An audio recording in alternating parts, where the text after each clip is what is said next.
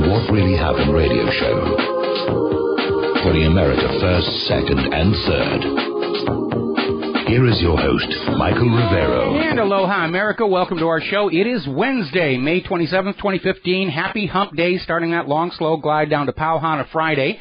And, yes, I took 4 days off. I don't feel guilty about it at all. I really enjoyed being able to get away from all this insanity. But we're back at it again today. The phone lines are open, 877-300-7645, 877-300-7645. Tom is sitting in our control room, twiddling the dials, keeping us out of trouble, ready to answer the phone when you call on in. Quick program note, this coming Thursday, Donald Jeffries, author of Hidden History, will be our on-air guest. Now, getting into the news, U.S. and NATO, as we have seen over the last several weeks, they're starting to reposition military assets. They're starting to move things around, and as they back off from Russia and Ukraine, they look to be building up their assets in the Middle East. And the analysis is that after 4 years of trying to get Bashar al-Assad out of Syria, they're getting ready to just go on in and say, forget the excuse. We're going to go on in. We're going to take out Assad. He's been blocking this gas pipeline, which would bypass Russia, and that's the strategic interest there. Now, a senior NATO official, this is over on Prison Planet, saying we'll probably be at war this summer, and then he follows it up with this very bizarre quote, if we're lucky, it won't be nuclear. Now, we're already at war all over the place, Obama's Memorial Day comment notwithstanding. I'm sure future history books will say that World War III was underway at this particular time. We just don't have a big event like the Lusitania or Pearl Harbor where everybody looks at all the little tiny conflicts and puts them together and says, yep, it's a new world war. But I think we're definitely there. And unfortunately, I don't think that we're going to be able to avoid going nuclear if this goes much further. Now, Turkey and the U.S. have now committed to providing air protection for the moderate Syrian opposition forces. In other words, the hired mercenaries. Remember, 90% of the Free Syrian Army are not from Syria. They're brought in from other countries. They're paid lots and lots of your tax dollars to try and get Assad out. And now, of course, we're getting these leaked papers coming out of the Pentagon confirming, once again, the U.S. created ISIS as a means to overthrow Bashar al-Assad. And apparently there were some people in the Pentagon who said, you don't want to do this because it can go rogue, it can go out of control, which certainly seems to have happened.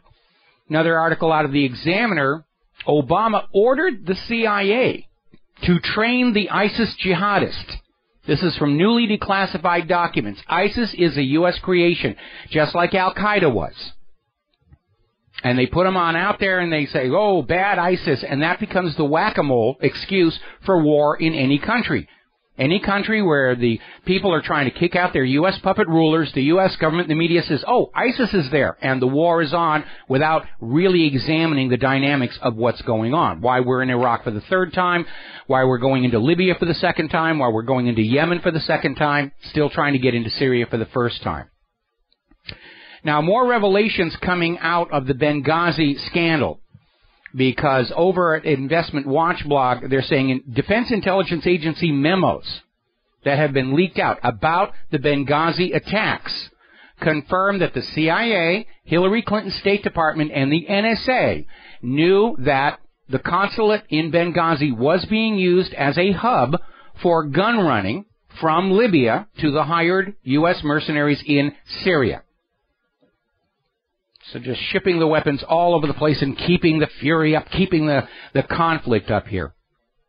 Now, Megyn Kelly recently interviewed Wesley Clark, who basically said right on the interview, we, meaning the U.S., use radical Islamists for foreign policy objectives.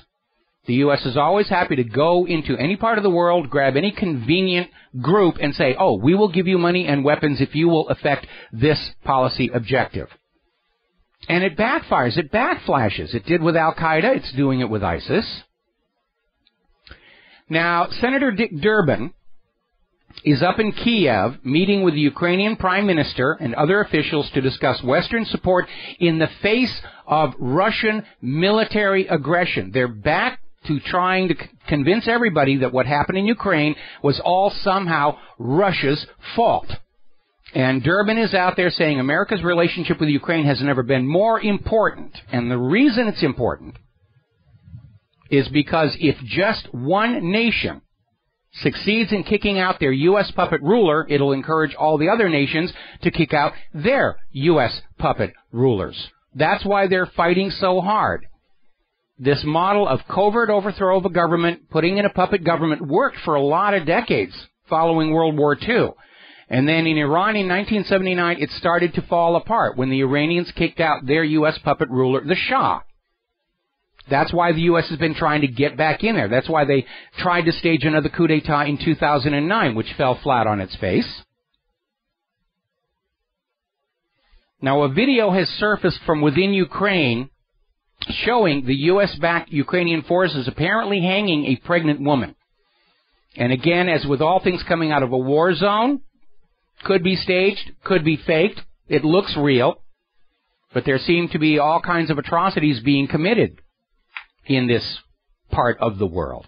Now, every time you have somebody like Senator Dick Durbin or Poroshenko coming on out and saying Russia's got 30,000 troops inside Ukraine, everybody will say, where's the proof? And every time they come up with a photo or something, it's easily debunked. It's not from Ukraine, it's from somewhere else, it's years old. And, of course, the inevitable question, if there's all this conflict going on between Kiev's forces and Russian troops, where are the dead Russian soldiers? Big hole in the official story. If there are 30,000 Russian troops in Ukraine, obviously some of them have to be killed. If they're really that good where they're not being killed, they should have been in Kiev months ago. So the new story, the new Beck's alert, Russia is using mobile crematoriums to hide Ukraine's dead. They have the trucks driving over, and every time a Russian soldier is killed, they just pop him in the back there and turn him to ash so we can't find the incriminating evidence. We've gone from Saddam's mobile biological weapons labs to Putin's mobile crematoriums. And by the way, this is not the first time this hoax has been used to cover up a story.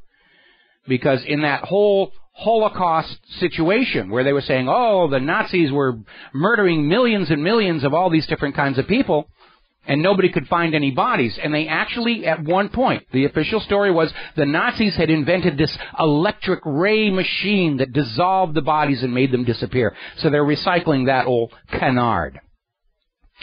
Now, as you know, Russia, when we were all still buddy-buddy, before this whole war agenda cranked up, Russia ordered 4 Mistral helicopter carriers from France and paid for them. The ships were built. And France, under pressure from the United States government, refused delivery. Well, obviously, the Russians want their money back. They are now in negotiations. Obviously, the original purchase price, plus there has to be a penalty for reneging on the contract. And they're discussing those numbers right now. Now, because France was obeying the U.S. on this, I don't think France is going to sit there and pay these losses themselves, especially with the French economy in the condition that it's in. So guess who is going to pick up the tab for the penalty for France breaking their contract with Russia? It's not going to be France. It's not going to be Russia. It's going to be you. Now, the situation in Iraq is beginning to deteriorate. Fingers have been pointing back and forth ever since the fall of Ramadi, with Iraq's prime minister saying, no, our troops didn't flee, they didn't run in cowardice, you just got bad information. But it looks like the relationship between the U.S. government and their puppet in Baghdad is definitely under severe strain. We have to take a break for commercials. We'll be back after these words from our sponsors. And aloha, America. Welcome back to our show here. We're talking about events over in Iraq, and I'm not the only person commenting that there seems to be a schism opening up between the U.S. government and their puppet-installed rulers in Baghdad. Over at Sputnik News, they have a story basically saying the U.S.-Iraq alliance is disintegrating, which leaves Iran as the sole force in the region still battling ISIS. Maybe, maybe not. I just got a listener email that according to an Iranian website, there is a report, still unconfirmed, the Iraq army captured more than 700 ISIS fighters who are not from Iraq. Again, we're looking at hired mercenaries, so we're waiting for an update on that. Now, speaking of Iraq, top Bush-era CIA official just confirmed Iraq war was based on lies. We've covered this so many times. The claims about weapons of mass destruction, they were not there. The claim that 9/11 was behind, or rather, Iraq was behind 9/11. We've got George Bush on tape admitting that was a lie. The idea that Iraq was supporting al-Qaeda was based on a single confession obtained under torture, and it never made any sense because al-Qaeda purportedly supports Islamic theocratic rule, and Saddam Hussein's was the only secular government in that region. So, again, we're starting to see all these officials from the Bush administration start to come forward and say, yeah, actually, it was a lie about weapons of mass destruction. We all knew it was a lie. And this actually was, amazingly enough, on NBC, where this report came out. Bush was deliberately misleading the American people by misstating what was in the intelligence reports. And a lot of that information, we know, came from Israel through that spy they had in the Office of Special Projects in the Pentagon. Remember the AIPAC spy scandal? The information was two-way. Spied information from the U.S. to Israel, propaganda to sell the war, coming back the other way. Now, another article, this is over in Washington's blog, Key Iraq War Architect. They're talking about Josh Bolton. Our objective should be a new Sunni state out of the western part of Iraq. Now, they're trying to make it sound like this is a new idea, like an aha, this would solve all the problems. But we know all the way back to the Project for the New American Century in the 1990s, the neocon agenda called for the breaking up of Iraq into multiple small pieces that were easier to bully and control. And that's certainly something that Israel has been desirous of, not just for Iraq, but eventually for Iran. Now, Joe Biden was out in an interview saying that, yes, it's time to divide Iraq into three pieces. There'll still be a nominal central government in Baghdad, but the idea is for these three pieces to have a lot of autonomy and basically go their own way. This is coming from the same federal government currently trying to strip the states of all power and autonomy. You know, good for Iraq to have all these little separate pieces, but not good for the United States to have 50 separate pieces. You all have to obey the central federal government. Now, there's a little bit of good news. About a week ago, we started to see another one of these covert coup d'etats taking place in Macedonia. And it looks like that has pretty much cratered because Macedonia has arrested all of these outside agitators. Apparently, they were under surveillance for the last 8 months. Macedonia knew that they were coming in to try and kick up a coup d'etat and downfall of the government. And the goal, apparently by the U.S., was to spread the chaos in Ukraine into Macedonia to stall the passage of a Russian gas pipeline to the European Union. Russia is in the process of building this pipeline to bypass Ukraine because Ukraine is just helping themselves to the gas that's intended for Europe. And the U.S. wants to block that, and that was the reason they went into Macedonia. But it looks like that's falling apart. Russia is extending very generous financial support to Greece to get involved with this pipeline at a time when Greece really needs it. Russia did the same thing with Cyprus, renegotiated their debt on very livable terms. Quite a contrast to the European Central Bank and the IMF, which are out there saying, you know, give us the money, just take it away from your people and give it to us right now.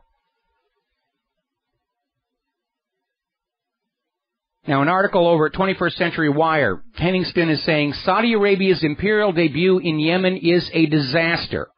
Militarily, no. Saudi Arabia has the latest and greatest American weapons and a lot of financial backing to go in and punish the people of Yemen for kicking out their U.S. puppet, Hadi. But from a political perspective, a world opinion perspective, yes, it has been a disaster. In particular, the deliberate bombing of food supplies water sources, and the blocking of any humanitarian aid getting in there. It underscores the fact that this is not, in fact, a war against Houthi rebels. It is punishment inflicted on the Yemen people as a whole for kicking out their U.S. puppet ruler. And by the way, the people of Yemen scored another victory. They downed another Saudi fighter jet.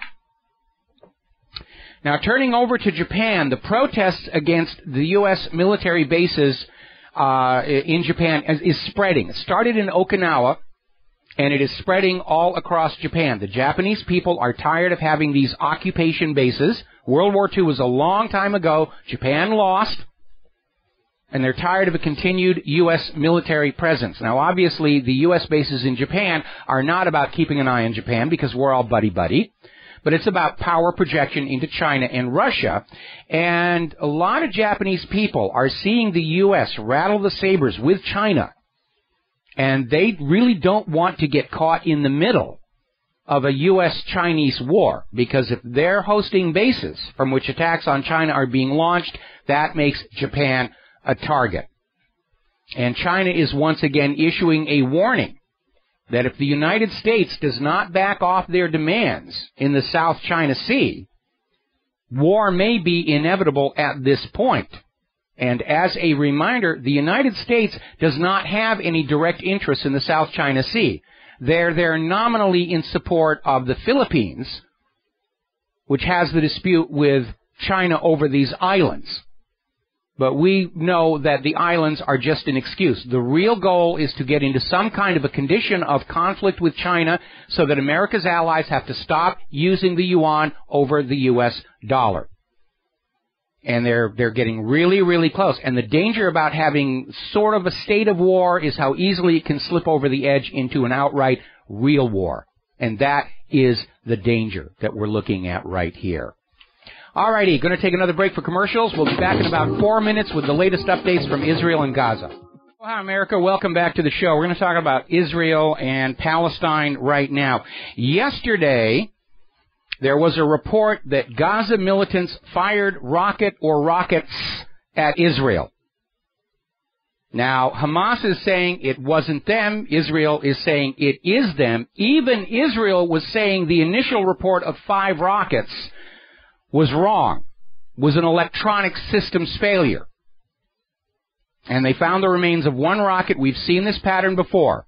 Some unknown party inside Gaza fires a rocket across the fence into an empty lot. It stirs up the dust, displaces the rocks, and that's it. And then Israel launches a major offensive into Gaza. And we've all seen the pattern so much. There was a report coming out of 12160 where journalists in Gaza were tweeting saying, yep, Israel's going to attack.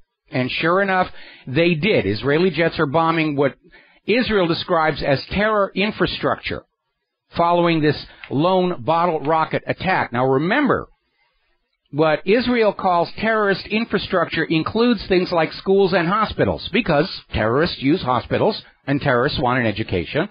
And so it looks like Israel's brand new, ultra, slightly to the right of Attila the Hun government is getting ready to just have their final solution to the Palestinian question. Israel is issuing a warning that Gaza will pay a heavy price if rocket fire continues, which telegraphs that, yes, whoever Israel has working for them inside Gaza to fling those rockets over is going to go on doing it. And not too surprisingly, the corporate media here in the United States has been wagging the Holocaust at us yet again, because every time Israel's going to do something tacky, they have to remind us all about the Holocaust and Hitler and World War II and Nazis and all this stuff, which, if it did happen, happened long before we were born. So that we will forgive Israel for committing atrocities and genocide and apartheid today, here and now. So they're running out of actual Nazis, and the one they have on trial right now is a bookkeeper from Auschwitz. This is a guy who did the accounting. But he's a war criminal. He was at Auschwitz. And there was an article in the Daily Mail about how this guy was reporting on the amount of the pesticide Zyklon B they were using and how woefully weak it was. Well, they actually slipped up and admitted Zyklon B is a pesticide. It's like DDT in the United States, and the Nazis were using it for delousing to kill the body lice that were spreading typhus across Germany towards the end of the war. And they would soak their clothing in it. They would spray it on everybody, including the Germans themselves. There have been people who have gone into a room and just showered in the Zyklon B and they come out perfectly healthy. It's an insecticide. It's a fumigant. And no doubt we're going to see a lot more of these Holocaust Nazi movies all over the cable channels for the coming week here as Israel once again launches on those defenseless Gazan people.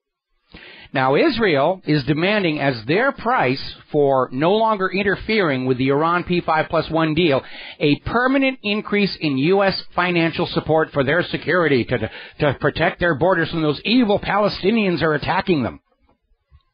And so it's going to go from $3 billion a year officially acknowledged financial aid to Israel to $4.5 billion a year in officially acknowledged U.S. financial aid to Israel. All of this is illegal under the Symington Amendment to the Foreign Appropriations Act and the Glenn Act, both of which make it a crime for the U.S. government to send your money to any nation that is in possession of nuclear weapons or nuclear weapon technology that refuses to sign the Non-Proliferation Treaty or allow IAEA inspections. And the U.S. government's official position is we're not sure one way or the other, even though the evidence very clearly is overwhelming, including a recently declassified U.S. government document confirming that the U.S. has been helping Israel build their nuclear arsenal since the 1970s. But as long as they don't publicly admit they know Israel has nuclear weapons, then they are sort of evading the fact that they are stealing your money and sending it to a country that is not legally authorized to receive it. Now, we talked about this last week, but I want to hit this topic again. There is a new website that's set up. It's called the Canary Project. And the stated goal of this website is to identify anybody who is pro-Palestinian and put them on this website, on this list, this database they are building for the express purpose of making sure that they do not find jobs after they graduate from college. It's a blacklist. It's a modern blacklist. And they're basically, Israel's on-campus activists are identifying anybody who is not saluting the Israeli flag and putting them on this list so that companies that are sympathetic to Israel will not hire them. Now, isn't it interesting? Israel is absolutely opposed to the idea of boycotting as a form of peaceful protest, but openly support blacklisting. And I would like to remind you all that any coercive means applied to a party to get them to change their political views is defined as an act of terror under the USA Patriot Act. And by the way, the people who are paying for this Canary Mission website, they're hidden. ICANN rules say that you're not supposed to have websites operated by hidden parties, but somehow they're above the law again. Here's a very bizarre story. This came out of Aleppo News. There is a U.S. tax-exempt charity, and I use the word loosely, whose mission is to grab Jewish women who might be dating Arabs. And basically that's their entire function, to stop Jewish women from dating and, even worse, marrying Arabs. And they are a recognized charity. They are declared tax-exempt by the Internal Revenue Service. Now, can you imagine a U.S. charity whose mission was to prevent white women from marrying black men? What would be the reaction of the American corporate media? They would be furious. This is racism. It's just absolutely out there. But not a mention about this other organization. It's amazing here. Now then, interesting story about FIFA, which is the world governing body of soccer. And all of a sudden, their officials have been arrested on corruption charges. They may be extradited to the U.S. And everybody's saying, wow, what's going on there? FIFA, well, yeah, it's a sporting body. How can they be arrested on corruption? Well, we found the answer in the Serbian media, in which they basically say the United States ordered the Swiss police to arrest these officials, and it was done to prevent FIFA from voting on the suspension or exclusion of Israel. Because, remember, a couple of weeks ago, FIFA was saying because of Israel's apartheid crimes that they might be kicked out of the World Soccer Federation. And so Israel and the U.S. are showing FIFA, you do not do anything to offend the government of Israel, or we will find some reason to attack you. Netanyahu is back on his Iran rag again. He's out there screaming that a nuclear Iran is 1,000 times more dangerous than ISIS. Of course, Iran doesn't have nuclear weapons. They're not building nuclear weapons. They have no more nuclear weapons than Iraq had. And remember, Israel was at the forefront of screaming that Iraq had nuclear weapons. Israel bombed Iraq's civilian power station, claiming it was a bomb factory. And they're back with the same hoax and fraud and deception again. Got to take another 4-minute break for commercials. We'll be right back. Hi, America. Welcome back to our show. Now, last week and the week before, we were seeing indications that the U.S. was trying to pull back from the brink up in Ukraine. Indications that Poroshenko has failed to achieve the objectives set for him by his masters, and they're simply abandoning him in place. And there are riots around the presidential palace, presidential building in Kiev. They're setting tires on fire, things that generally don't signal, hey, we think you're doing a good job. And Biden has, up until recently, been going along with it. But there has been talk coming out of the leadership of the Democratic Party that Hillary is now damaged goods, and it's only getting worse. And now the Democrats are saying needs to be a fallback position. There was brief talk about trying to bring Al Gore back to run in the primaries for 2016, but everybody's laughing at him over the global warming collapse. They're seriously talking about drafting Joe Biden, who, as a sitting vice president, has a certain gravitas going into the political contest. And so, not surprisingly, Biden is starting to peel away from Obama and set his own policy statements out there, something vice presidents traditionally do not do without a very good reason. So Biden is out there attacking Putin for his brutal aggression in Ukraine, and saying that the U.S. is debating sending weapons of war to Kiev. Now remember, all of this began a little over a year ago. And all during 2013, there had been this ongoing debate about whether Ukraine was going to merge with the European Union or not, enslave their people to the European Central Bank or not. Russia made a much more attractive offer to Ukraine, who tend to historically be more connected to Russia than Europe anyway. And the government of Ukraine said, we're going to go with the Russian deal. Consumer's choice. It's a better deal. And it was at that point all these covert non-governmental organizations started going into Kiev and kicking up a ruckus, leading to the Maidan protests, the hired snipers killing people on both sides to get the violence really going, and forced Kiev's elected government from office and installed the junta around Poroshenko. That's what led to all of this, to Crimea voting to secede and voting to merge with Russia, to Donetsk and Lugansk breaking away and saying, we have a right to go form our own country, which they do under the United Nations Universal Declaration of Human Rights. And Poroshenko's trying to hold it together. He's piling huge amounts of debt onto the people of Ukraine in this civil war. And the Western media is out there trying to convince you that this is all somehow Russia's fault, so that you don't remember this all began with a U.S.-sponsored coup d'etat against a government whose only crime was not wanting to merge with the European Union. So that's what's going on over there. So Biden is out there saying the U.S. is ready to send weapons, and he's already out there starting a campaign for 2016. Hasn't declared, but I see this as a sign he's seriously considering it. Alrighty, now then, story out of Refreshing News 99. This smells of pure propaganda. They're out there claiming that ISIS is close to buying a nuclear weapon from Pakistan without explaining why Pakistan would be willing to sell one to them in the first place. Yes, we know that Saudi Arabia wants to buy nuclear weapons from Pakistan to achieve some kind of nuclear deterrent against Israel under the excuse of defending themselves from the imaginary nuclear threat from Iran.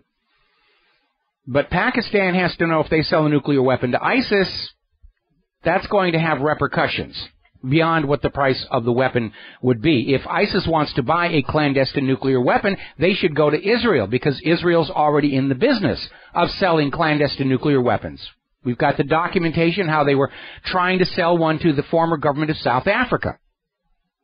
So that's an established track record there.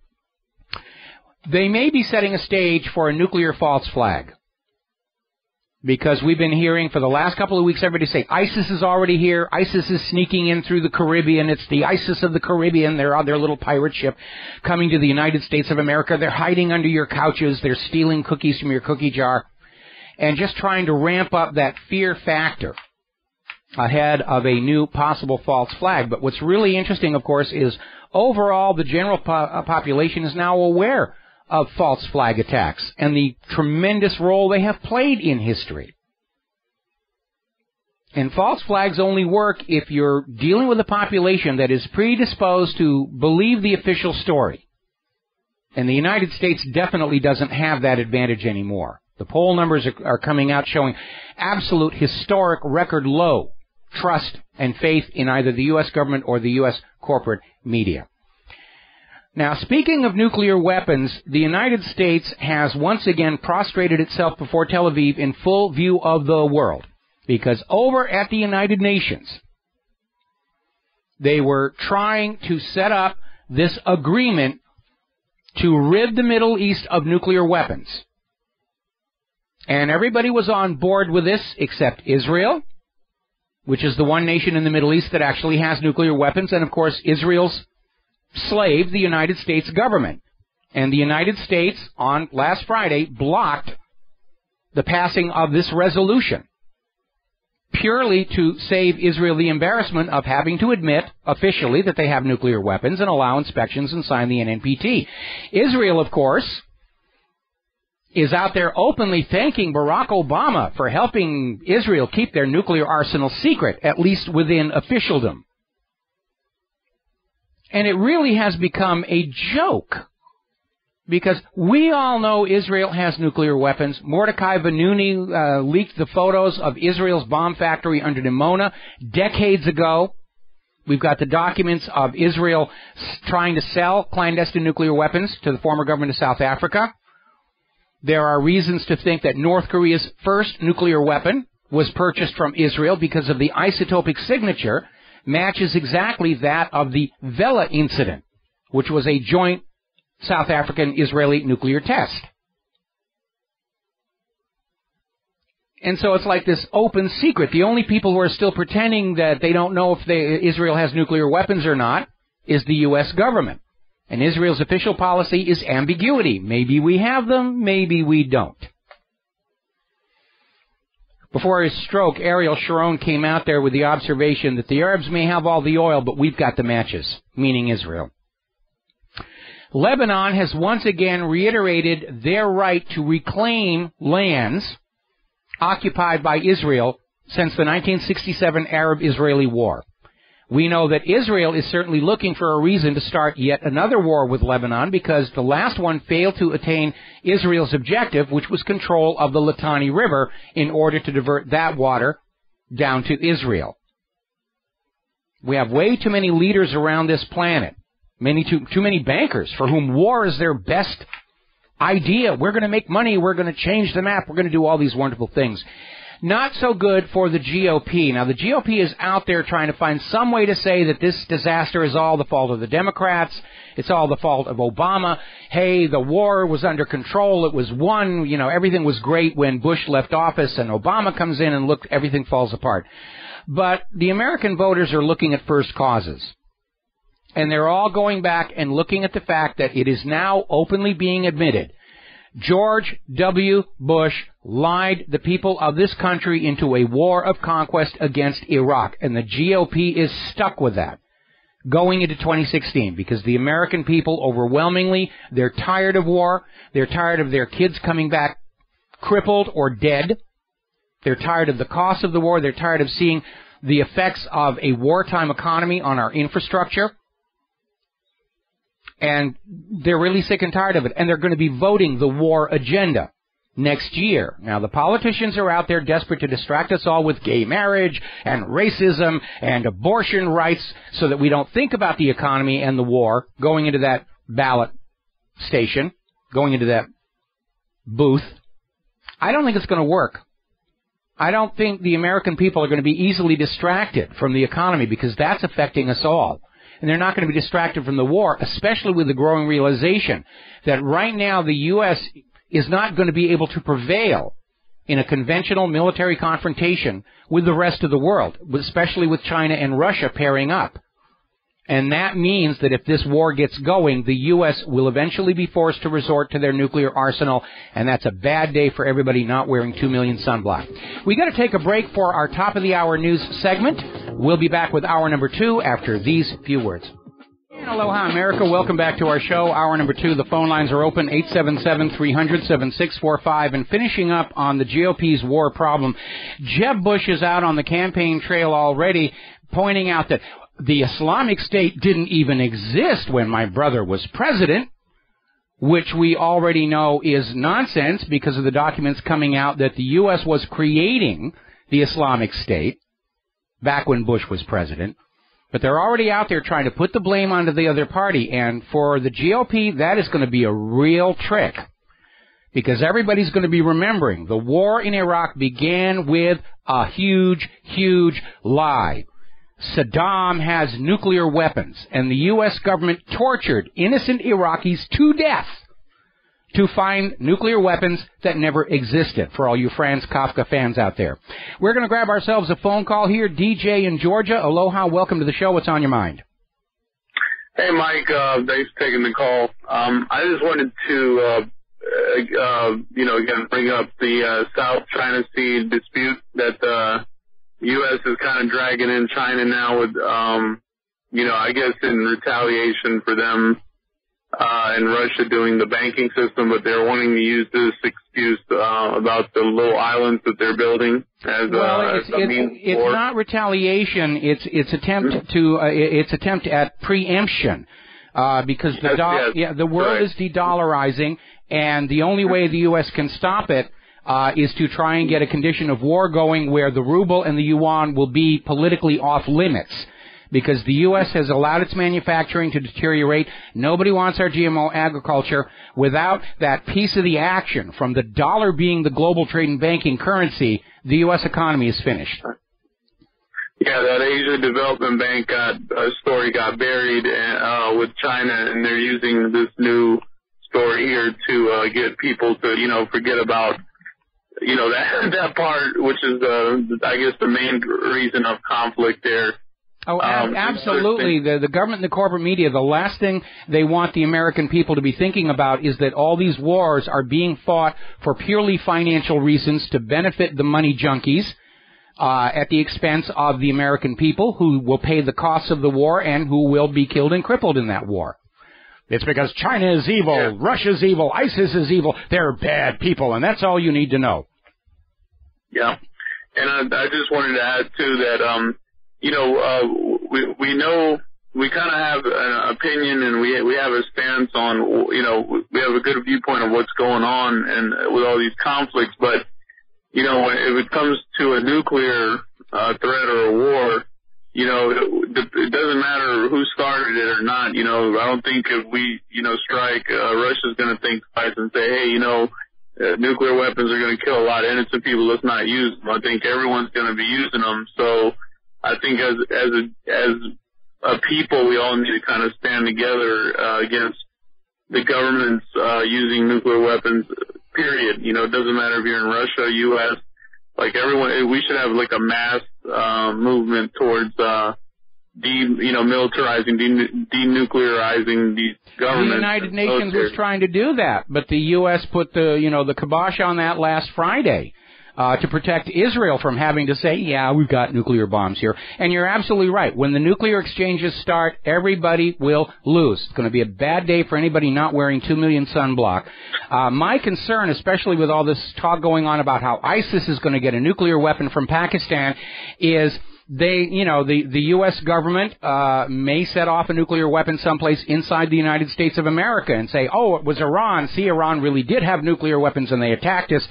Iran wouldn't be stupid enough to do that because they know the U.S. will turn all of Iran into a giant green glass parking lot and send in the Marines to paint the stripes here. But at this point, crashing more planes into skyscrapers, it's passé. We've been there, done that, didn't buy the T-shirt. And the next false flag they pull is going to have to be something so horrific and shocking that people won't even dare take the chance that that the official story isn't true. Unfortunately, yeah, they're gonna look back and it's gonna be, like you said, an accident or something. And unfortunately, it looks like that's the only way it's the law of nature. I mean, that's the only way they're gonna learn is through making their own mistakes. And hopefully, we'll come out of that and never have another. Whoever's left around will hopefully never pick up a war again. So. I'd like to see that be true, but the reality is we get government after government after government that does make the same mistakes all over again because that government is full of people who are saying we're smarter than our predecessors. We can make this work. Where they failed, we will succeed. And then of course they don't. And ordinary people pay the price for that. Well, better to have no government than have continual governments that corrupt and use military or whatever form of enslavement, whether it's money or whatever. Yeah. I'm in agreement. Having studied the Republicans and the Democrats for 20 years, I have to be honest, anarchy's looking really attractive right now. Yeah. Okay. All right, thanks for taking the call, Mike. All right, thank you very much for the phone call. We're going to let you go. Now then, turning to the economic news, Greece is now likely, in fact, almost certain, to miss their next payment deadline. The talks about Greece's problems have pretty much stalled, and the deal breaker continues to be the demand for more austerity on the people of Greece. In other words, telling the people of Greece, you must make do with less so the bankers can have more. That's a tough sell, especially for the people of Greece who know that at least half the debt they're dealing with was created through fraud involving Papandreou and Goldman Sachs. But the attitude of the central bankers is, we don't care how the debt was created. If it was criminal action by your government, we don't care. Debt is sacrosanct. You will pay it no matter what. And, of course, from the point of view of the ECB and the IMF, they're kind of in a corner, because if they cut Greece any slack at all on their debt, every other member nation of the European Union that is in a similar financial situation is going to start demanding concessions. And that's why the ECB is maintaining such a hardline approach to Greece. The end result may be, probably will be, Greece leaving the European Union and pivoting towards Russia, which has got the red carpet out for them. We're looking at this article coming out of Investment Watch blog saying that if Greece leaves the European Union, Great Britain might follow. Now, of course, David Cameron and his new Tory government are out there trying to rush forward a referendum for full membership in the European Union before more of the British subjects wake up and realize what a raw deal the EU has been for Greece, for Cyprus, for Spain, for Italy, for France, for Germany. And they're just trying to rush that forward as quickly as they can. And probably that referendum will be just as crooked as the Scottish independence referendum and the recent British elections, where they're not even trying to hide the fraud anymore. Now then, another article. De-dollarization accelerates. China and Chile have signed a multi-billion-dollar currency swap deal. They are now trading their currencies directly between countries without going through the U.S. dollar, which means the Federal Reserve is not getting their mafia-like piece of the action by being the in-between currency for all of these.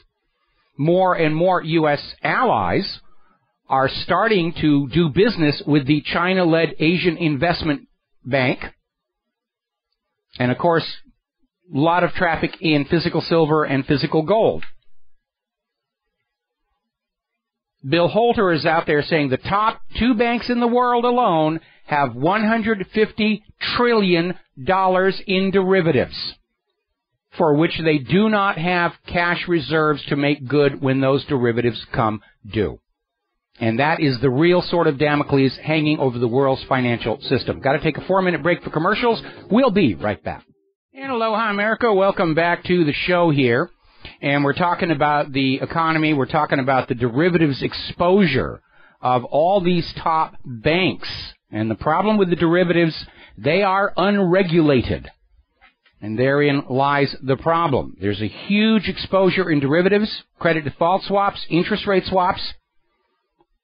When it starts to come apart, and it may, when Greece defaults, and Ukraine is looking at default. They're trying to do selective default. We're going to cheat Russia only.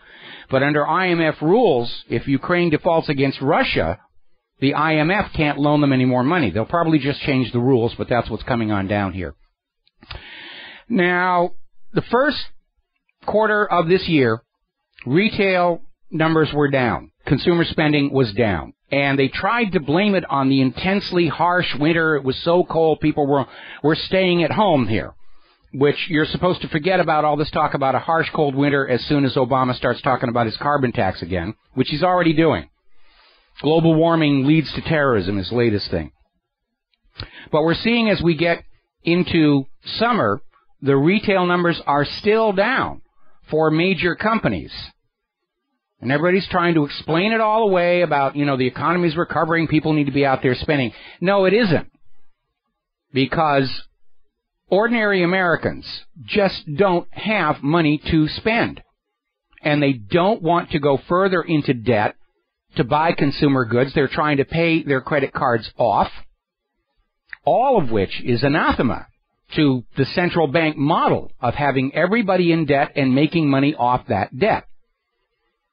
And the single greatest problem we have with our economy, and this is a failure of the federal government, when you have the money junkies taking money out of the top of that pyramid scheme, you've got to have some mechanism where some of that money gets recycled back down to the bottom so that working people can trade their labor for wages and salaries and pump that new wealth back into the bottom of the system.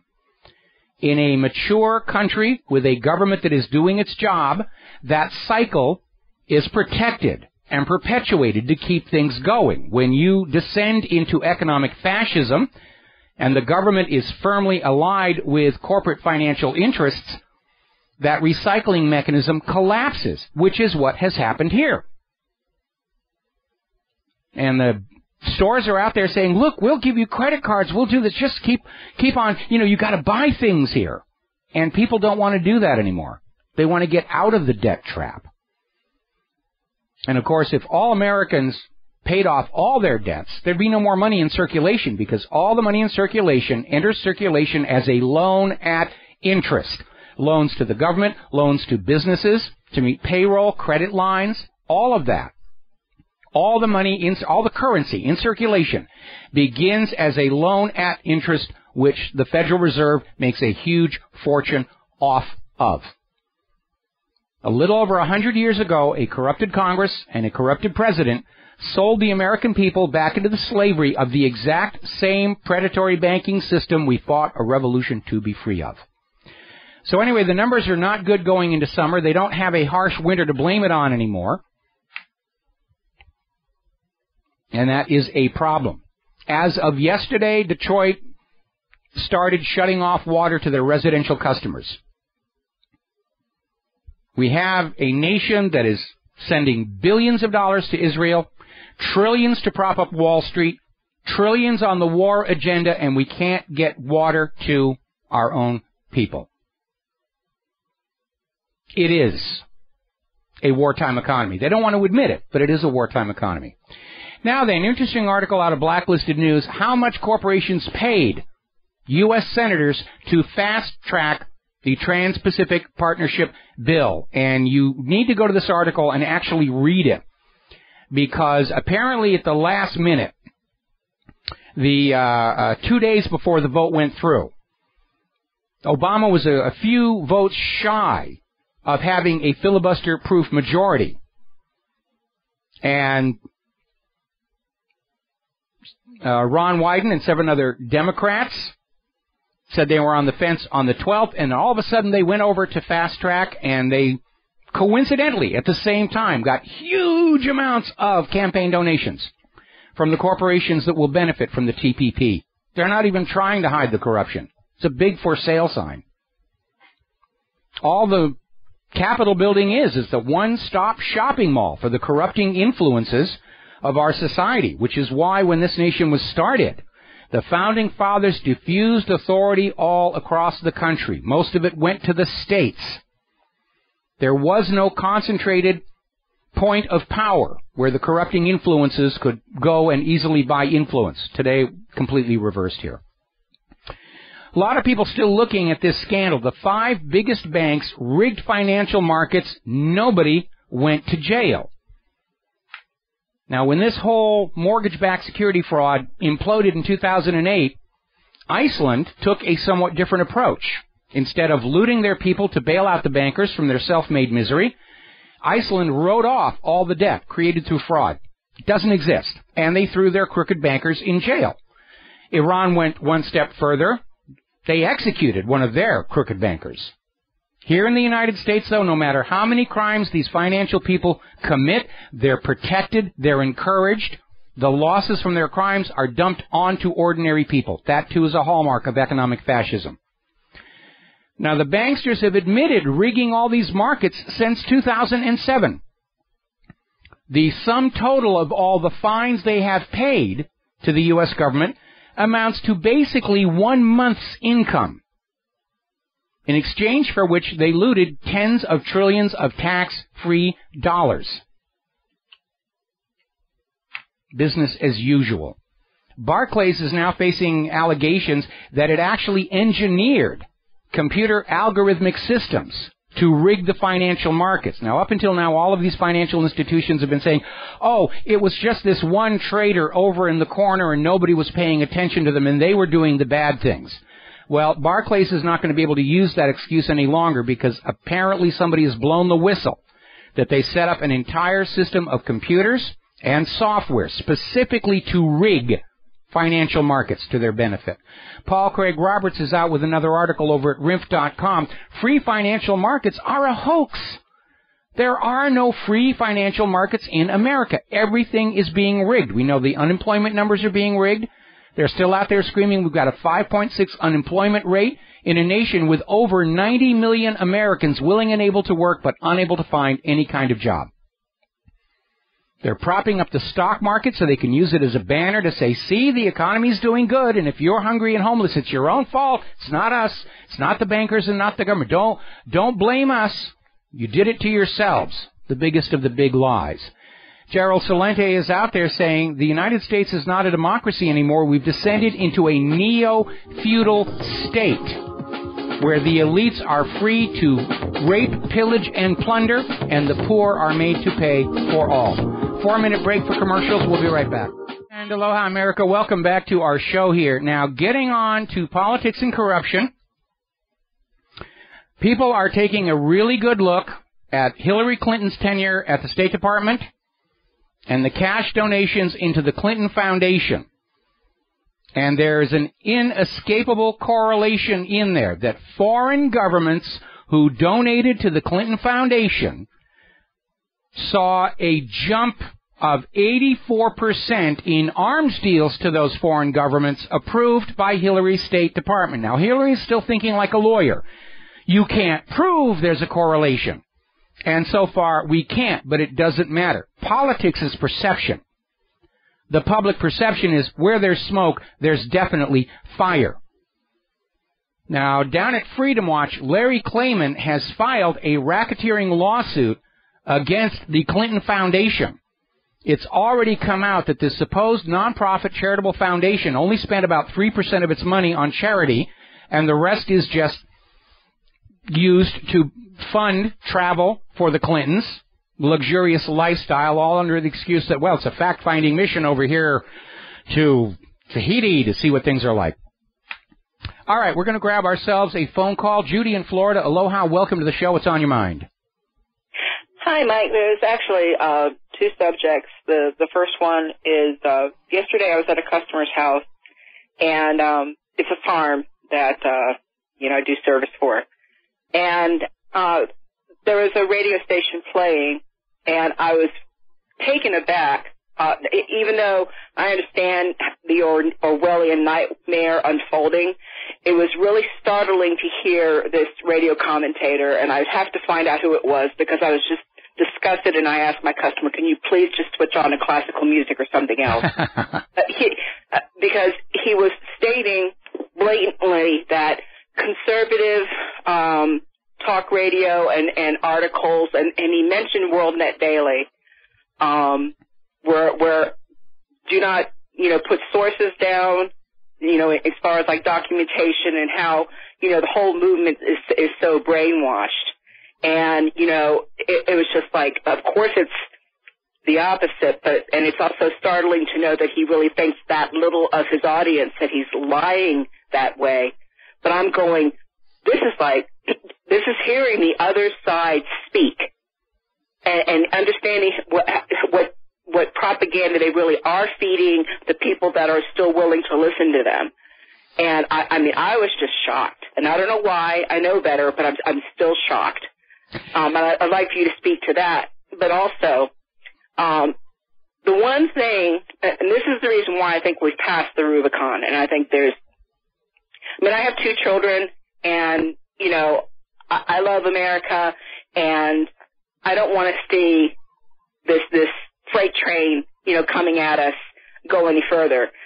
Be that as it may, the reason why I think we've passed the Rubicon, and I lay a lot of blame on the alternative media, and I think some are just controlled opposition, and yes. I think there's a lot of good people. But the Glass-Steagall law, if it was not going to be re-implemented, we're screwed anyway.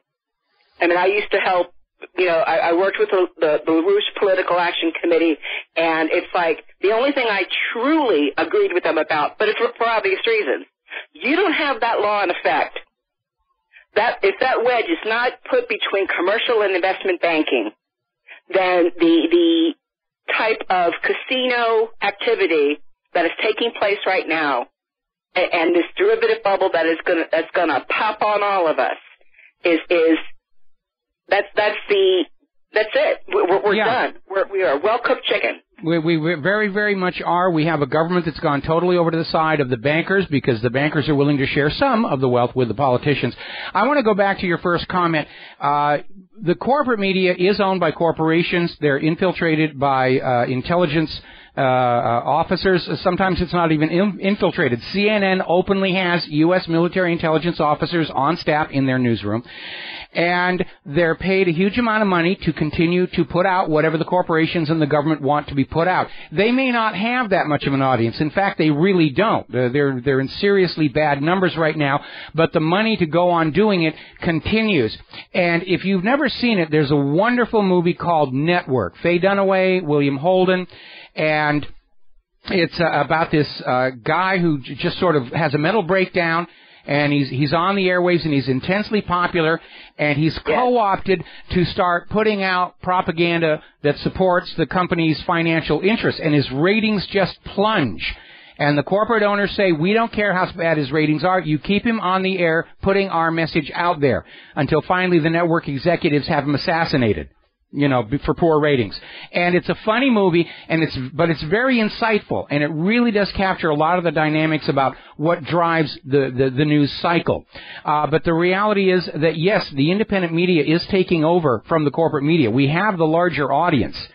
We don't have the money, because, the big money is going to the really good liars, or even sometimes not so very good liars, like Brian Williams. But that's the dynamic. Nobody's going to pay you to tell anybody the truth. The big money goes to people who are paid to lie. But the American people are picking up on that. Now, as far as the other issue, people will play it because sometimes when you're out in farming country, you only get one or two radio stations anyway. And if you'll remember, way back in the 1990s, I mean, Clear Channel, as soon as the laws that were limiting how much media a single company could own were rescinded, Clear Channel just had a huge amount of money, and they just bought up radio stations all over the place to push the whole. And yes, they're conservative, and right now the Democratic Party, the liberal establishment, is very, very concerned that between the independent media not liking them and the conservative talk radio being against them, they are facing an uphill battle next year. But I think the war stain on the GOP is going to mitigate much of that. Well, if it wasn't for the fact that this man, this is not the first time I've heard him listening to this radio host. Mm-hmm. I mean, I think he buys into the socialist notion. And the reason why I call it a notion is that that's not what would happen anyway. We're already in what I consider fascism. And you know, I would have loved the Republic to have actually stood. And I really think, like I said, past the Rubicon, I don't even think our rights will matter much longer. I really don't. Well, they don't even now. I mean, the government is right now. The government is openly off the constitutional reservation. George W. Bush called the bill, the Constitution, a blankety blank piece of paper. We know that the NSA has been violating our Fourth Amendment right to privacy since the 1980s. They don't think the rules should apply to them. And that is directly opposite to the founding principles of this nation, where everybody was subject to the same laws, from bricklayers on up to the president himself. And our country doesn't work that way. The rich bankers get away with doing what they're doing. They'll drop the blame on some underling. The losses get transferred to the American people. Look at all this corruption that's going on. Nobody goes to jail. Nobody gets arrested. This is not the founding fathers would be spinning in their grave right now. Maybe we'd tap into them for a free, clean energy source by putting a belt around them as they spin there, tie them up to a generator or something. But it's like a Chinese water torture. It's like it drips and it drips, and you realize further that you are a slave. It just becomes more of a realization as the water taps. Oh my God, I'm a slave. Yeah, well, and you got to stand up and shout and say, I refuse to be a slave anymore. Every single American needs to stand up and shout that. We got to take another break for commercials. Judy, thank you very much for the phone call. We got to let you go here, and we'll be back in 4 minutes' time. Hi, America. Welcome back to the show here. And we're talking about politics, corruption, the Clinton Foundation. Larry Klayman has filed a racketeering lawsuit against the foundation. And coming hard on the heels of that, a revelation that yet another $26 million in fees to the foundation had not been disclosed. And there's a very interesting story over in App News about what appears to be a shell corporation, WJC LLC. Now, it claims no financial assets whatsoever. And so Hillary's campaign was not obligated to report its existence on the financial disclosure report. But this appears to be a pass-through company designed to basically conceal payments to former President Bill Clinton. Even during a campaign, they can't clean up their act. By the way, Hillary Clinton has a new online campaign store full of all kinds of things that you can buy to support her campaign, like baby jumpers and pantsuits. I have a feeling that's not going to do very well. All right, let's talk about spying on all of us. David Cameron, with his brand new ultra-Tory government, is getting ready to introduce even more draconian surveillance laws on the British subjects. I mean, right now, Great Britain has the highest per capita concentration of TV cameras relative to the population of any country on Earth. Great Britain was part of the original Five Eyes program, going back to the 1980s, Project Echelon. And now they're passing more laws to say that even though the British subjects have no right to look at what the government is doing, the government is looking at everything you're doing. Now, here in the United States of America, there's a bit of a scramble going on because this Sunday at midnight, the provisions of the USA Patriot Act, which supposedly authorize the bulk collection of our data, recording of our... Well, they don't record the phone calls, they transcribe them. so that they could say we're not recording phone calls. But they do have a transcription of what was said. And the Senate has not been able to pass either an extension or the new bill, which under the guise of bringing the NSA in actually authorized even more spying. And so Senate Majority Leader Mitch McConnell is out there frantically trying to find some way they can keep the spying going. And Mitch need not worry, because even if the Patriot Act authorization expires, do you really think the NSA, CIA, FBI, police departments, DHS, TSA are going to stop spying? Because they were doing it when it was illegal back in the 1980s. They're not going to follow the law. And if you have something that you need to keep private from the government, okay, we seem to be getting some very strange sounds here. All right. If you have information that has to be kept hidden from the government, your latest business plan, your brilliant idea for a new product that will revolutionize the industry, or your Aunt Mary's top secret chocolate chip cookie recipe, you have to take responsibility to keep that data private with your own systems of encryption. Over the holiday, there was a new announcement of a new Tor network to guarantee the privacy of your communications, and it turned out it was created by Israeli and American intelligence experts.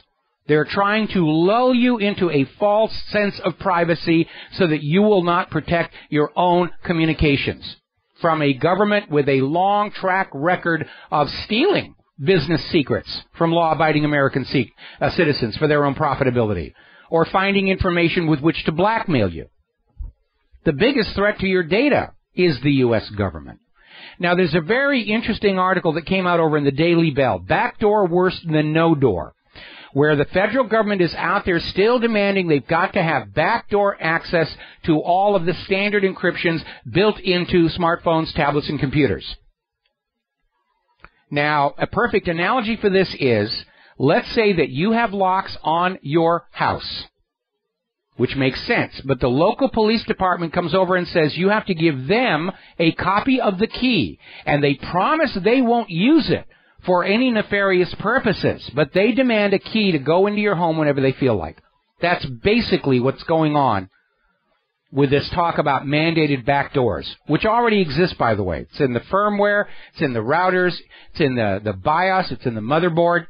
And the real cyber criminals are finding these backdoors put in there by the NSA and using them against us. The NSA spying is not making our nation more secure, it's making it less secure. And it's been a hammer blow on our computer industries. Other countries don't want to buy American computer products and services anymore. They're setting up parallel networks. Russia's now making their own large-scale integrated circuit chips. This is what the NSA spying has cost us. And the Department of Justice is now admitting all of this spying, the bulk data collection, never solved a single case at all. So why are they still doing it? Well, over at RINF.com, they have a quote from William Binney, who was an earlier NSA whistleblower before Edward Snowden, saying the ultimate goal of all this NSA spying is total control of the population. They know what you buy at the store through those discount cards. They know where you are because all phones have GPS tracking. They can listen to the entire room through your cell phone. That's why all cell phones have a speakerphone mode. It's not that people use speakerphone all that much. It's to justify a microphone that can listen to the entire room. And all of these things, the cameras and microphones can be turned on remotely to just spy on you whenever somebody feels they want to. Now, as you probably have heard all over the corporate media, they're talking about this massive data theft from the Internal Revenue Service. Apparently was going over a period of several months, was being used to file for fraudulent tax refunds. And so leave it to CNN, even though nobody knows where this came from. NSA couldn't find them, IRS can't find them, but CNN is convinced this massive data theft from the IRS originated in Russia.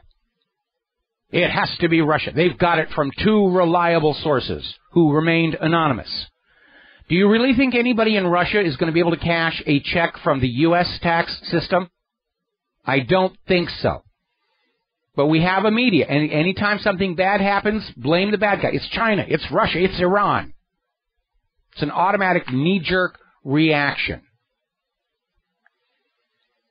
Now then, over at Singapore Airlines, they had a bit of a scare. They had an Airbus A330 where both of the aircraft's Rolls-Royce engines shut down mid-flight. The pilots were able to restart the engines and land safely in Shanghai. The engines were inspected, could not find anything wrong with it. For both engines to be shut off, that's telling me software problem. And we now know there are issues with the A330's flight control systems. I'm sure Airbus is out there saying that this Singapore flight crew, they were just trying to commit suicide. Really, it was a botched suicide attempt. Article out of the Daily Mail, the Airbus 330, an accident waiting to happen. And they're talking about the fact that the Airbus 330 has been dogged by technical problems, computer code problems, and apparently cabling issues, and it's been ignored and downplayed. Because Airbus wants to go on selling aircraft, and they want you to believe the aircraft are safe. There's nothing wrong with the Airbus planes. Those were all suicidal pilots. Anyway. By the way, speaking of airlines, if you're flying on an airliner and you smell something a little bit funny, apparently airlines now, to reduce their liability for contagions inside those closed spaces, are now spraying you with pesticides during the flight. That's their new thing here. And I don't know. I'm a little uncomfortable with that. If you want to spritz me once going onto the plane, fine. But during the flight, I don't know. All right, we're going to take a break here for our top of the hour news, and we will be right back with more news right after these few words. Aloha, America. Welcome back to our show, hour number 3. The phone lines are open, 877-300-7645, 877-300-7645. Now, you've probably been hearing in the news about the Padera Lake Dam. A lot of people have been looking at the Boone Dam, which has been undercut, water's leaking around that. Concern if it were to let go, there are some nuclear power stations downstream that could be flooded, which is a bad thing. And they were looking at the Padera Lake Dam, and yesterday late evening and into the morning, they were concerned that this Padera Lake Dam could actually collapse. Now they're thinking it may last for a few more days, giving them time to allow the water behind the dam to flow out in a controlled fashion. And the engineers are saying basically the previous reports of imminent breach have been rescinded, and the dam is not going to fail. Well, I hate to nitpick, but if you have to lower the volume of water behind the dam to keep it from collapsing, then it has failed. Even though you avoided a sudden flood downstream, that is a failed engineering work because it's no longer able to do the job it's supposed to be doing. And we know that much of our nation's infrastructure has been allowed to decay in order to make funding available for these wars on all these countries that want to use their own currencies instead of the dollar, want to run their own government for themselves. Now, as preparations for a major war continue, we're beginning to see old sins repeated. Down here in the Pacific Ocean, on the islands of Pagan and Tinian, the U.S. is getting ready to take those civilians off the islands and relocate them forcibly in order to use those islands as a bombing range. Now, Tinian, of course, was the location from which the bombs that were sent to Japan were deployed. And there are still a great many islands and atolls in the Pacific which are still uninhabitable from all the post-war nuclear testing. So there's a movement on the islands to try and get petitions to say, don't bomb our homes. But the U.S. wants some place that they can do practice missions on. Used to do it here in Hawaii on the island of Kahului. And public pressure got them to cut that out. Still a lot of unexploded ordnance down there. But there are uninhabited islands and atolls in the Pacific. Why isn't the U.S. government using those? Anyway. Now then, let's talk about human-caused global warming. Up in Ontario, the vineyards are in serious trouble because they're already well into the grape growing season for this year's vintage. And the sudden cold snaps that have been coming through are a major problem. A lot of the grapes have already been frozen, and once they're frozen, they're not as good. You can't get as good a wine out of them. And they're talking about some of these grape crops have been devastated by the unexpected lingering cold. According to the National Weather Service, this last winter was indeed a record setter. Some of the records that were broken for cold go all the way back to the 1800s.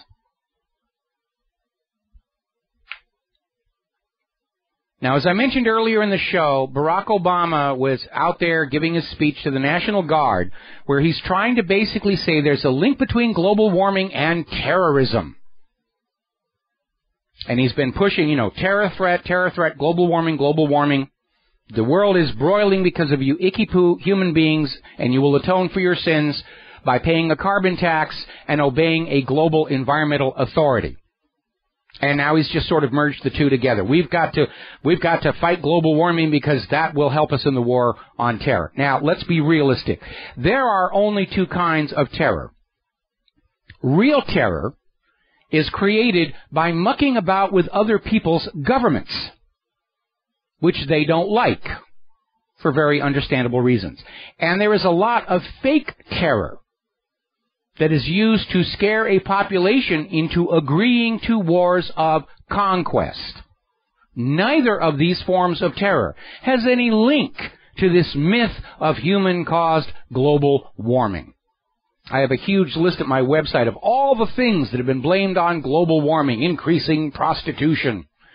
And this is not the first time Obama has been out there saying that global warming is leading to increased acts of terror around the world. No actual U.S. intervention into other people's countries to overthrow their own elected government and impose a puppet dictatorship, that leads to acts of real terror. But the acts of real terror pale in comparison to the phony acts, the false flags that are used to scare us into support for various wars.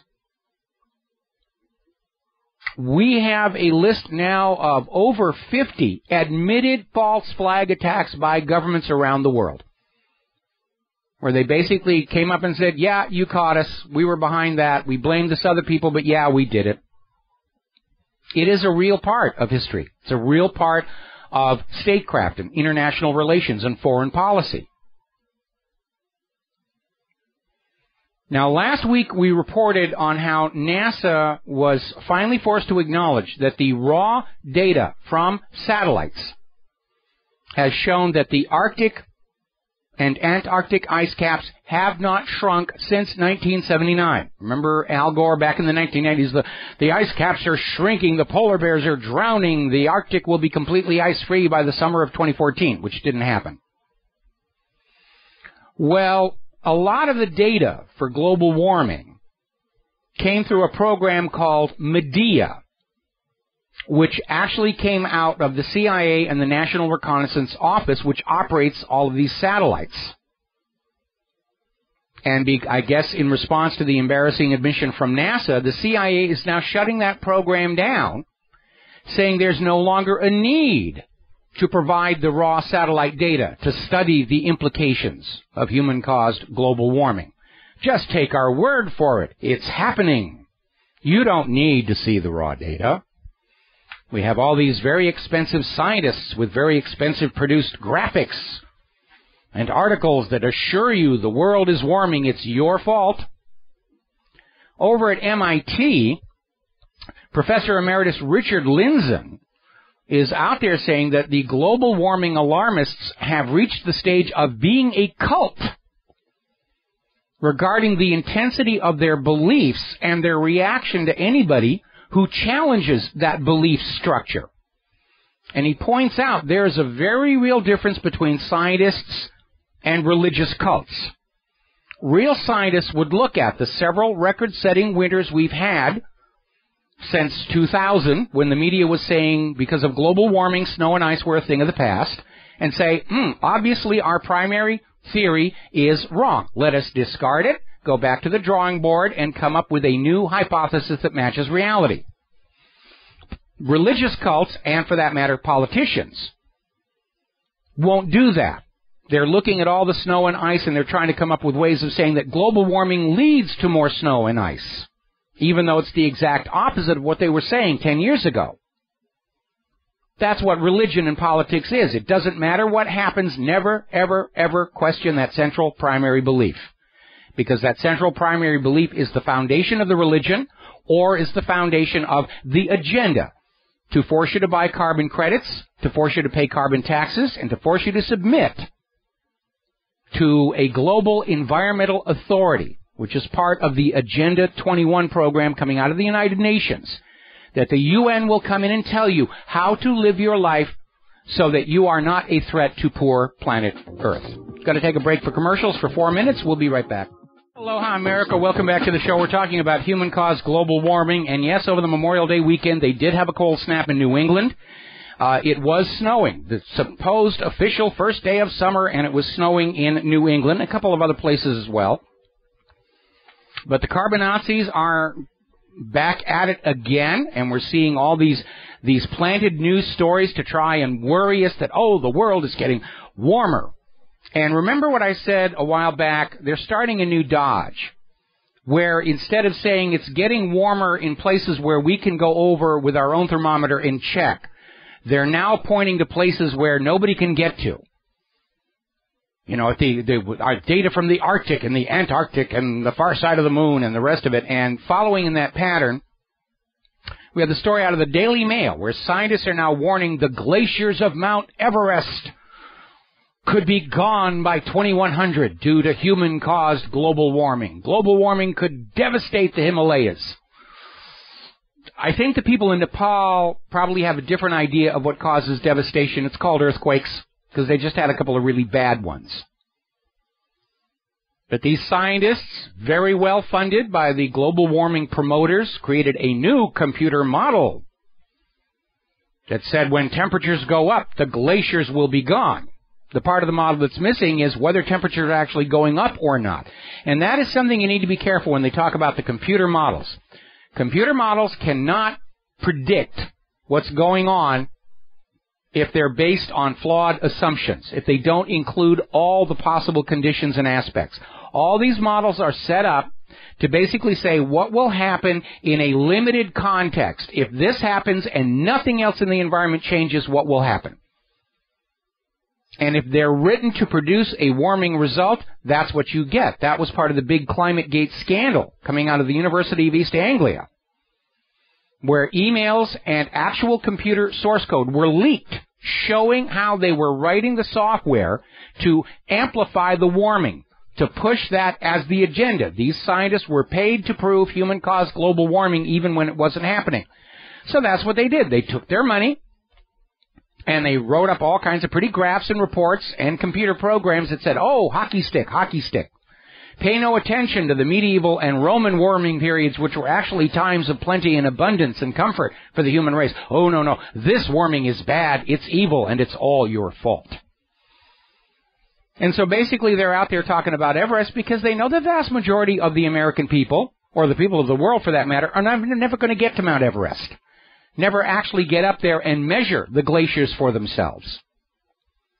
All of the proof of global warming is, from now on, is going to come from these remote places on Earth where they know nobody can go in and double-check them on that. Story out of governmentslaves.info. Climate activists are now intentionally targeting children with a new wave of what's called cli-fi, climate fiction, novels and TV shows and movies where global warming is the villain. And David Thorpe, author of the book Stormteller, says that children are more open-minded and said we need to infect their minds with seriously subversive viral ideas. They're trying to brainwash the kids that global warming is real and their parents are to blame. And by the way, George Clooney's new film, Tomorrowland, pushes that agenda, global warming, the threat of global warming. And Disney put $190 million into this production. And I got to tell you, it smells of turkey already from where I sit. It's Al Gore meets Captain Planet. And they're out there pushing the propaganda. By the way, scientists are going to start sending ice to Antarctica. It sounds silly, but it's actually valid. The scientists are concerned that mountain glaciers around the world are going to melt away, so they want to take samples of the ice from all the glaciers and store them in a new vault in Antarctica where they are not likely to melt away anytime soon. The reality is that over the last 20 years, some glaciers have melted, some have grown. The net volume of ice has increased. That the carbonazis like to pick and choose their data, say, oh, wow, we have a record high temperature today. And then what they're not telling you is they're taking the temperature in the middle of the airport. And there are weather stations at airports because temperature and pressure conditions are critical to figuring out takeoff run. But that temperature station is surrounded by passenger jets and cargo planes belching out burning fuel. Yes, it gets very hot in the middle of an airport. It's not real world. Story out of Investment Watch blog. The United Nations is getting ready to hold seminars to train corporate media journalists how they should write about Agenda 21, which is the UN agenda for control of the Earth's population, control of what food you eat, control of your lifestyle to save the world from global warming. And they've been pushing this Agenda 21, and part of Agenda 21 is the forced depopulation. And I understand that there's a population problem. And that's because sex is a lot more fun than dying. And if you really think there are too many human beings on planet Earth, I invite you to walk up to the top of this very tall building and leap off. Hit a banker on the way down, you get extra points. But I get really, really upset with people who think having a lot of money gives them the right to go out and tell other people, you may not have children. I have a real problem with that. Having a lot of money does not make you wise. Does not make you God. It just makes you rich. Now, you've probably been hearing down in New Jersey, there's a case where a man has died of Lassa fever. And it's an infectious disease from West Africa. The man returned from Liberia, was walking around New Jersey while contagious. And they're fanning it up and saying, oh, there's got to be a Lassa fever vaccine and everything. But something to keep in mind. It's a serious illness, okay? No question. But its lethality rate is only 1%. If 100 people get Lassa fever, only one of them is going to die from it. The rest will be miserable and uncomfortable and cranky. It's not the new Ebola. So let us stay calm. All righty. Now then, apparently yesterday, I want to skip on back to immigration. President Obama issued this executive order to block deportation of illegal immigrants. And a federal appeals court has just upheld an injunction blocking Obama's executive order.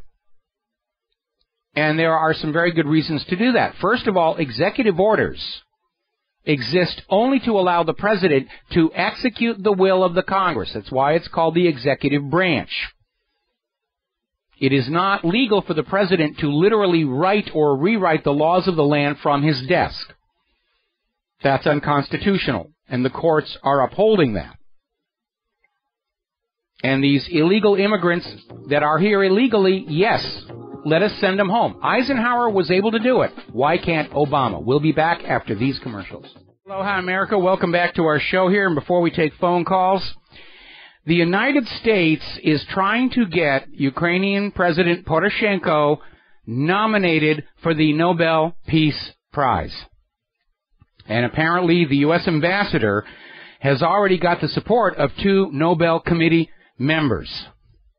Now, at this point, the Nobel Peace Prize is a bit of a joke, certainly because they gave it to Obama before he'd ever actually done anything.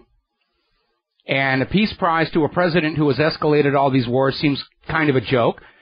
They gave the Nobel Peace Prize to Al Gore for fighting human-caused global warming. And at this point, it is a joke. All right, we're going to grab... Oh, my goodness, we lost one of our callers. We'll go to the other one here. Chad in California. Aloha. Welcome to the show. What's on your mind? Hi, can you hear me? Yes, you're very, very loud. Okay, sorry about that. Hi, how are you? Biodegradable. Okay, I am calling to say thank you for all that you guys are doing, and I think it's wonderful, but I'm also calling to implore people to step up the game, and that's called empowerment. In other words, when we look at your site, we see a lot of incredibly horrific, terrifying information, but we don't see any way to come together, and by that I mean when we look at folks in the past, a big one would be Martin Luther King, who had us do the Million Man March and the walk. And what I'm thinking with your site is we could make those on your site who are there that want to share emails with each other, we could communicate and perhaps meet so we could see face-to-face and say, there's another one like me that loves the Constitution, and we could grow from there. The Internet armchair warriors are great. They make a huge difference with their electronic voting, and don't think that it doesn't work. Your vote counts. Your phone calls count. If you could just call a senator, the White House, a congressman, a police chief, all those interactions really count. And I just want to call to let the people out there know that your voice counts. The Stockholm Syndrome, as they say, that, there's nothing we could do about it. You're the proof that one person can make a difference. And to employ people and to employ you to empower others. In other words, on your site, give us the chance to try to connect to each other, those that want to. Well, the current version of the website does support member-to-member communication. It does not support email mass mailings. The new version of the site, which is still under construction, is going to have more systems for getting messages out to the public. But what everybody should be doing on their own is simply having the courage to stand up and speak out, because by doing so, you will accomplish 2 objectives. You will educate people around you, and more importantly, you will give people around you the courage to stand up and speak out. Because a lot of people who understand how bad things have gone in this country, they're still laboring under this illusion that they're all alone, that they're the only person in the room or the store or the factory that is aware of these things. And when one person speaks out, the reaction you're going to get is, wow, I thought I was the only person who felt that way, and they will come together. And I'm already aware that there are some local groups that do get together that are centered on the What Really Happened website and radio show, where they'll get together, once a week and have coffee and just talk about these things. But speaking out... I'd love that. And basically, I would put all your effort on your fellow American. Yes, we're going into an election year, and the politicians are going to at least feign listening to you right now. But the problems that afflict our country are systemic. It is not any one individual or even a few individuals. It is the system as a whole. And even people who go into the system with the best of intentions very quickly become co-opted and corrupted by it. You're going to accomplish far more good talking to your friends, your neighbors, your fellow students, your coworkers about what's going on, and build a public consensus. And I think the most important message going into this next election season is we, the people, will choose for ourselves what the issues are. We're not going to get sidetracked into racism at Ferguson. We're not going to get sidetracked into gay marriage or abortion or any of these other fringe issues that are not a threat to the money junkies and their lackeys in the U.S. government. The issues really are the wars, the wartime economy, the economy in general. Those are what is really, really important. And we need to have the courage to be able to stand up to people in the corporate media and politicians saying, we know you're lying. We know you lied about Saddam's nuclear weapons. We know you're lying about the true scale of unemployment in this country. We know you're lying about human-caused global warming. And we are sick and tired. There is no law that compels the American people to believe a word that comes out of either the government or the corporate media. And we need to avail ourselves of that inalienable right. Wow. Okay, courage is a great word, and heck, I got to figure you for president. We're done. But in a realistic note, okay, so I'll be looking at your website, and the new website, and it'll have more ways. So, because I would love that, to be able to sit down and look at another person's, howdy, hi, that kind of thing. And your new website will have that a little more available? Yes, it will. And there's still a lot of stuff going into the new website. It's slow going. I got a lot of problems to solve, and I'm not putting the new site up until I know it's working and doing exactly what I want it to do. I'm still expecting it'll be sometime in June, but if it pushes into July, that's... I'd rather take the time and make sure it's working correctly than put up a site that eats itself after just a couple of days. Absolutely. Well, I tip my hat to you, and like I say, you for president, problem solved, but that's probably not going to happen. And yeah, everyone out there, just listen to what he just said, please. Courage. And if it's just one thing you do every day, just do it. Or if it's one thing a week, and it may scare you to do it, but just do it. And move forward, and it makes you feel better, and for the future, and the future for our kids. Yes. Okay? And absolutely. thank you, sir, and I put my hat to you. Thank you very much for the phone call and those very, very kind words. And yes, next year I'm running a joke campaign for president. We even have a website, Rivero2016.com. I'm not really running for president, and I could never win because, first of all, I won't take money from Israel. I won't take money from the money junkies. And I will not lie to the American people. I did inhale both times, and I really enjoyed it. But I do feel I want to project out there some of my concerns about what the U.S. is doing. There's going to be a large part of the Blueprint for the New America is going to be my platform, as it were. And so that'll really be cranking up toward the end of the year. Now then, getting on back to the news, there's been a little bit of a whoopsie over at Dugway Proving Ground, Utah, which is where they develop and test some of the really nasty biological and chemical weapons, which under treaty we're not supposed to have, but we do it anyway. And apparently, today the Pentagon admitted that live anthrax samples were shipped to laboratories in at least 9 states. Now, supposedly, the samples were supposed to only be inactive or dead anthrax spores. And these are weaponized. This is weaponized anthrax. And it was being sent to these labs so that they could study it for whatever their part of the project was going to be. And it turned out these were live anthrax spores that went out.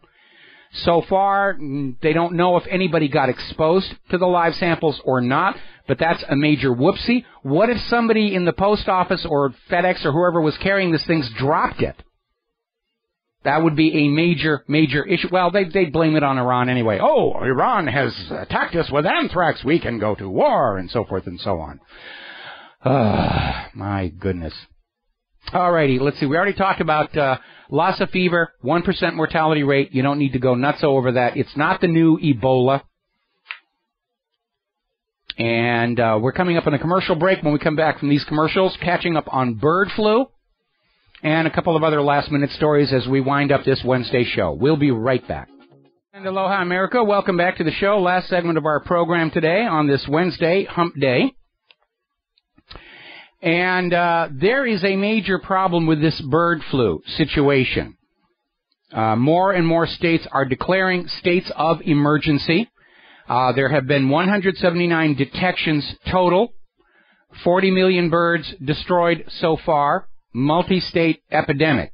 Now, what's interesting to note is this bird flu is ripping through all the big corporate farm setups, where the birds are kept in the dark, in close confinement. They don't want them to walk around. And, of course, it's an ideal situation for passing of pathogens. Free-range chickens that are out there just in a field, like we raised chickens when I was a kid, don't seem to be getting it.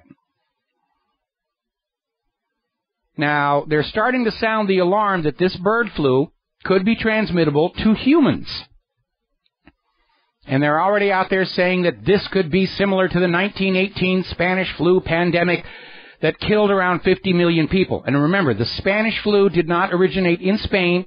It originated at a U.S. military base, Camp Funston, during trials of an experimental vaccine. We know from back in 2009 with the When Pigs Fly flu, we've uncovered documents where CDC has been intentionally splicing flus from different animals into hybrids. We know that researchers recovered samples of the 1918 flu virus. And we're wondering, what are they doing with this thing?